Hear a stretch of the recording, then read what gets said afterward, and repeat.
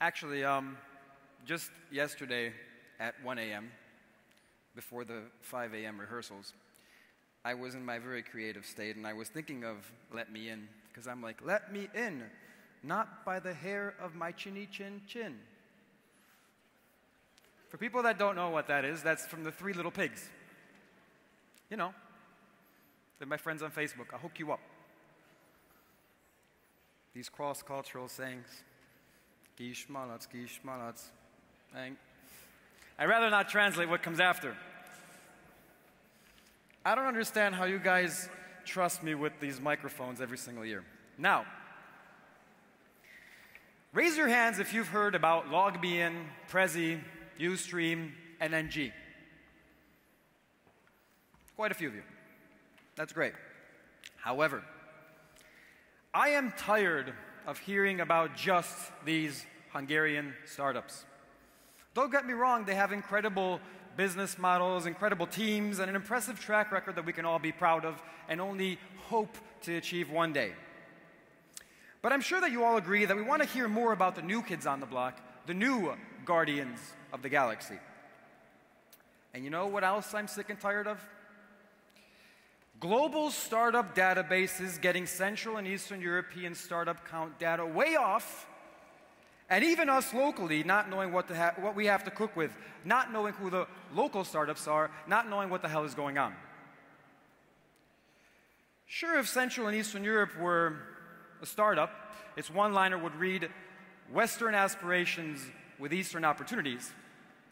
But dudes and dudettes, these Eastern opportunities are quickly becoming Western aspirations. And we need to get our shit together.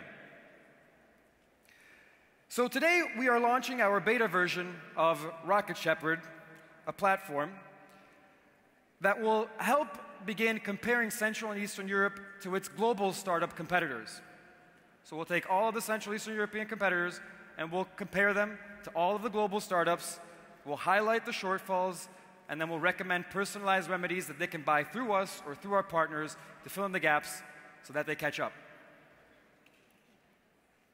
And at Rocket Shepherd, we don't just attack with words, we protect with numbers.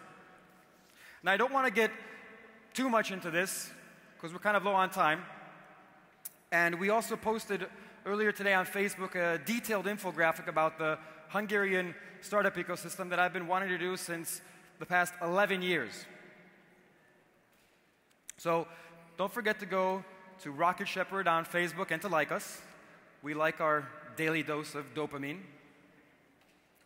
But as of November 1st, here it is.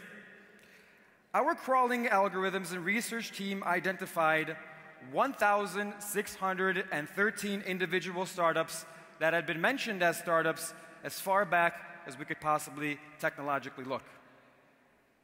Of these, 1,152 are still alive.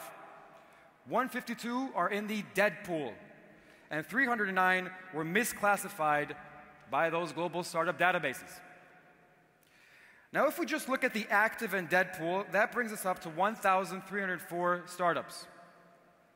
To put that into perspective, Poland has 3,000, the Czech Republic roughly 1,200, Slovakia 500. Now, if you follow the money, we found that Hungary's 1,304 startups have raised nearly 1 billion euros, grants plus venture capital.